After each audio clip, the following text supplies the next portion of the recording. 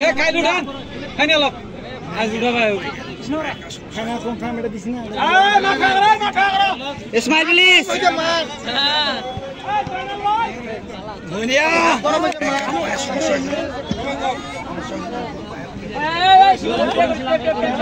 আমরা মাঠটাকে ক্লিয়ার রাখবো ভাই মাঠটাকে ক্লিয়ার রাখি মাঠটাকে ক্লিয়ার রাখবো আমরা অতিরিক্ত দর্শক